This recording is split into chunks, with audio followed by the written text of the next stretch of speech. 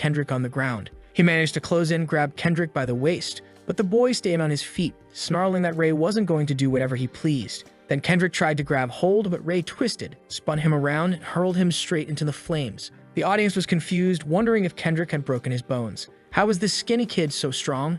Everyone started whispering that Kendrick wasn't getting up. At this rate, he was going to lose. Then Kendrick slammed his fist into the floor and cursed them all. His mana flared and his heart grew even redder. He shouted that there was no way he could lose to trash like Ray and launched another attack. He swung a punch that cracked like a whip against the side of Ray's head. The protagonist realized every one of Kendrick's strikes carried insane power, and if this kept up, it wouldn't end well for either of them. He remembered what Niles had told him, that in a straight brawl, weight usually mattered most. And now, even with Ray summoning a barrier, Kendrick's sheer strength was making his defense useless. But Niles had also explained one way to overcome the weight difference: a joint lock. Classic jiu-jitsu. Ray slipped forward, spun into a fast breakdance-like movement over Kendrick, locked onto his back and clamped a chokehold around his neck while wrapping his legs tight. Kendrick cursed him as a bastard, while Ray told him to just accept defeat. But Kendrick only grew more frenzied as his ring glowed an even deeper red. Then Ray noticed something was wrong. Kendrick stood up with Ray still clinging to him. At this rate, Kendrick was going to destroy himself, burning through his own body. Somehow, though, Ray flipped him over and slammed him down, yanking at his leg. The ring started to dim, and Ray ripped it off his hand. The crowd was completely bewildered. It looked like Kendrick had passed out. No way their leader had fallen like this. And what was going to happen with all the money they'd bet? Ray was sure Kendrick wouldn't be moving for weeks. Damn, what did you do? Break his leg. At that moment, Philip rushed in, calling out to Ray, who was already scooping up Kendrick's betting money. Ray said he'd be holding onto it so nobody tried anything stupid. Philip realized then that Ray had been after the money from the very beginning. But suddenly, Kendrick staggered to his feet behind them, growling that it wasn't over. He wouldn't lose his money, and he wasn't weak, but he'd clearly taken a heavy blow to the head. The whole crowd turned on him, pelting him with trash, shouting that he was filthy and that they'd lost their money because he fought like garbage. Damn, the crowd tears into the kid too. And now, right, the boy who was just twitching out is losing his mind at the sight of it, screaming for them not to look at him like that. Without the ring burning anymore, he grabs a bucket, hurls it at everyone, and shouts for them all to go to hell. People are running, yelling that the place is about to go up in flames, while he laughs like a psychopath, saying only ashes will remain. The scene looks like it was drawn with stick figures, shadows fleeing while Kendrick stands in the middle, laughing like a madman, until he suddenly collapses on the ground like an idiot. At that moment, the protagonist realizes one of Kendrick's mana hearts has crumbled. He won't be able to move anymore. The problem is, if Ray tries to save him, they might both die. He's about to leave when he sees Philip stepping in to help the idiot. "All right," his friend. "Damn it, Philip. Just toss him into the flames and let him burn." But no, there he is, Philip, all 31 kilos of him, trying to save the guy who ruined everything for everyone. So now the protagonist asks if Philip is planning to put him back in the wheelchair. Philip replies that he thought Ray was leaving already. So what was he still doing there? Ray asks himself the same question, though he's more interested in why Philip, who nearly died at Kendrick's hands, is now trying to help him. Still, Philip, wobbling, begs Ray for help, and Ray, sighing, decides fine, he'll carry this idiot out. Now here's where it gets confusing. Philip tells Ray to take Kendrick instead. The protagonist asks, "And you?" Philip says Ray can just keep his share of the winnings since he knows carrying out 2 people would be too much. He's fine staying behind, which obviously makes it sound like he's ready to die there just because Ray can't carry them both. What nonsense. Kid, you're standing on your own 2 feet. You literally just helped someone else stand up. Put one foot in front of the other and walk out of here. Author, come on. I know I'm no great writer myself, but you could have at least broken Philip's leg if you wanted the drama to make sense. Him standing there saying this doesn't add up. Anyway, ran over. The protagonist remembers what Niles once told him, "No boy, you have to see a better life. You have to help people." So he asks the idiot, "Are you going to stand there or are you leaving, dumbass? It's not worth risking your life to save Kendrick. You're good at calculations, aren't you? Then let's go." But Philip admits he didn't calculate things properly. He acted on impulse. He just wanted to save Kendrick. "Kid, all you did was pick him up off the ground. That's your big save." Ray interprets this as being the same kind of situation he went through with the children from the orphanage that were wiped out by the golem. But honestly, the numbers don't compare. Back then, it was kids smiling, handing out donuts, and Niles laughing with them. Those poor kids ended up wiped out. Still, Ray thinks that maybe if he had pushed himself harder and given more to those people, he could have saved them all. Then he realizes, no matter how hard he tried, it wouldn't have been enough, which logically is true.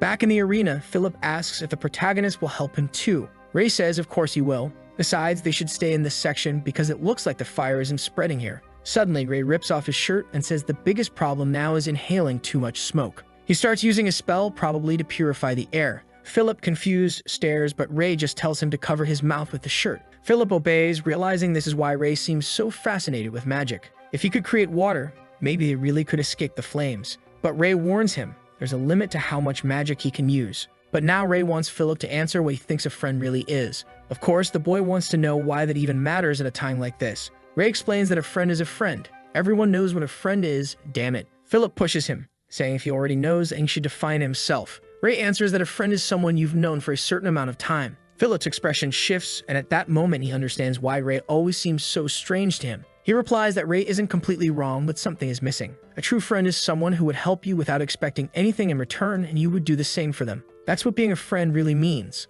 Although, honestly, a friend is what she calls you right after turning you down. Ray then asks if Philip doesn't regret that at least 3 people died here now. Philip says he understands, but it's fine. He put himself in this position because he wanted to protect someone. Ray reflects on that when suddenly one of the massive steel beams comes crashing down on the 3 of them. For some reason in that moment, he's staring at it, thinking this time he's really going to die. That night, the only thought in his mind was killing that golem. But he doesn't even know why, since he couldn't bring anyone back after they were already dead. He wonders what the point of it all was. And finally, he realizes the truth was that what he wanted was to keep living life alongside them. He raises what seems to be a barrier of wind, and the falling stones and beams are hurled to the sides. Ray realizes that what he wanted right then was the strength to protect them. Philip is baffled, wondering how just by lifting his arms, suddenly nothing hit them. He asks if that was magic, but even Ray doesn't know. He just tells Philip to stay still, and then he uses restoration magic on Philip's legs. He does the same on Kendrick's hand while Philip thanks him. The protagonist, though, is only doing this because he knows he'll need both of them to solve some problems later.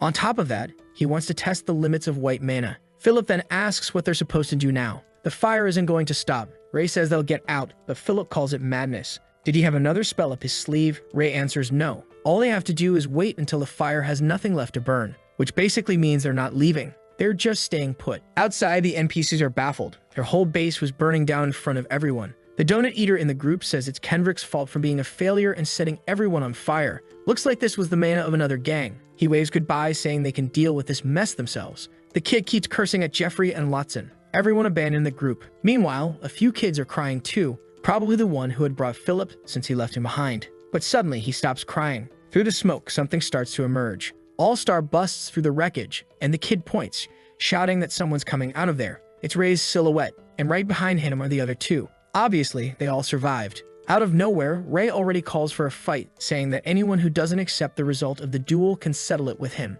The gang members, though, all drop to their knees, staring in confusion, and apparently now, everyone sees him as their leader. Personally, I prefer the multiverse where Kendrick had died, but fine. Back at Philip's hotel, the kids are staring, wondering who this crew is that just walked in. It's the 2 idiots together with our boy, who tells everyone to just wait there until they get their next orders. Philip asks Ray to wait a moment, then wonders if Kendrick isn't coming in. But Kendrick, almost in tears, says Philip abandoned him. How could he just walk back like nothing? Philip answers that it's fine because he would have done the same thing. The boy gets a little emotional, they hug, and a protagonist tells them to do whatever they want. With that, the 2 go inside. I'm trying to speed this up so we can move past this part and get back to something important. They take Kendrick to the infirmary, but no one's there. Ray hauls him over, throws him onto the bed, and tells him to screw off. Then he starts counting the stash of money they got from this war. Ray tells Philip he wants to rebuild the base that burned down. Philip says it'll be expensive, but Ray says just to use the money they'd taken. Still, Philip resists, arguing that he'd done most of the work and deserved his share. The protagonist finds it odd, because Philip's mana glows gold, blue, and green.